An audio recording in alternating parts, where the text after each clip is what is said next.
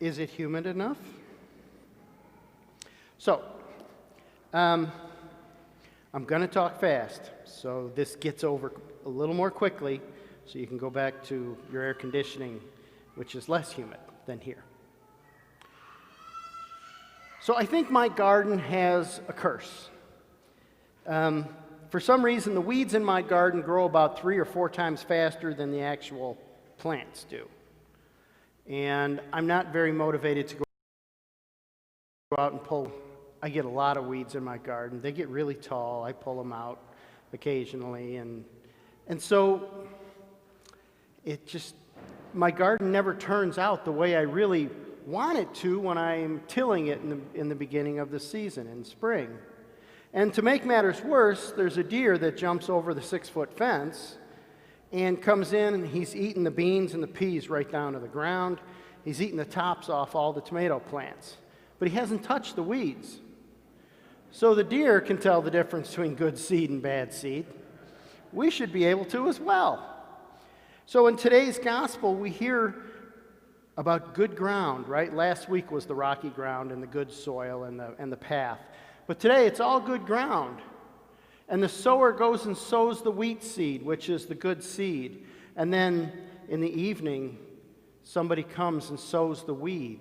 So who sows the good seed? It's Jesus. Jesus, our Lord, sows the good seed. Who sows the weeds? The evil one. The evil one does that. And what are the seeds?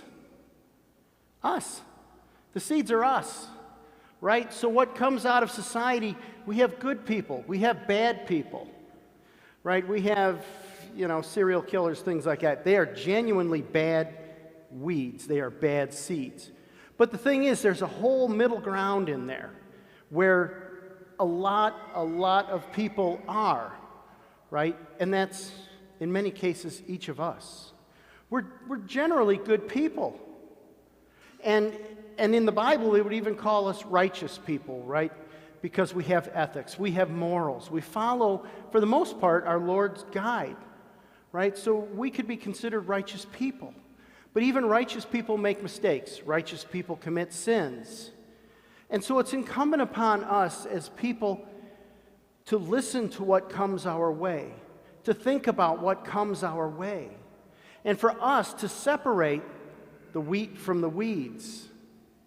And many times, the weeds, the evil one, is very good at trying to mix a message so that it looks a lot like wheat. In a lot of stuff you see on TV and you hear and you read, you'll hear this paragraph which talks about 5 different things.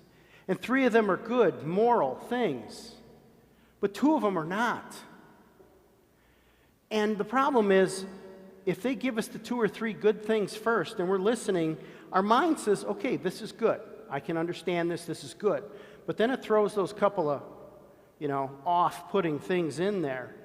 And if we don't recognize that, we accept the whole thing and take it in as our own. And we own it. And that's the problem. We tend to get these weeds start to mix into our own garden. And we end up having a difficult time separating the wheat from the weeds on our own. And that's the challenge that we face, especially if you've been watching TV lately with, you name it, politics and the news and things like that. They're masters at mixing things in.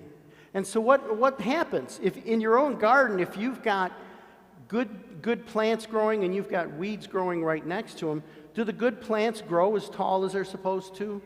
No. Do they produce as much fruit abundantly and as good of fruit as they would normally? No, because they have these weeds right next to them, mixed in with them. And that's what happens with us as people. If we're not separating the wheat from the weeds on our own, we tend to get minimized.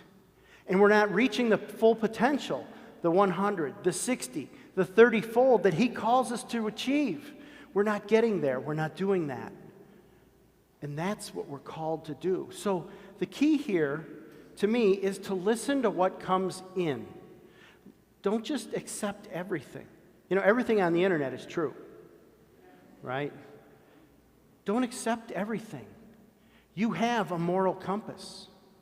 You're grounded in your faith. You understand what our Lord wants for you. He wants you to be with Him in heaven. He understands the challenges, but He knows and He trusts that each of you can separate the wheat from the weeds, and that's what I ask you to do. And that's my challenge for you this week, is to take the time. When somebody is talking to you, it could be your close friend. It could be your friend you grew up with in grade school who's talking to you. And it could be they're sharing things with you, and you're like, yep, I agree with all those. And then they say something that seems just a little off, and something clicks and says, wait a minute, I got to listen to this. And I need to decide on my own, is this good or not so good? And it's not that that person is even trying to throw something bad at you. They don't even realize they're doing it because they've taken it in from somewhere else and accepted it as their own, and now they're sharing it with you in the same way it was proposed to them because they never did the filtering to separate the good from the bad. But that's what I ask each of you to do for this coming week. When you're listening to the news, you're listening to the radio, you're watching TV, especially on commercials, which are very, they're wired to get your attention. Listen to them and be your own guide. Let your ethics and your morals teach you and tell you, what do I accept as wheat? What do I throw away as weed in order for me to be the best version of myself that I can be?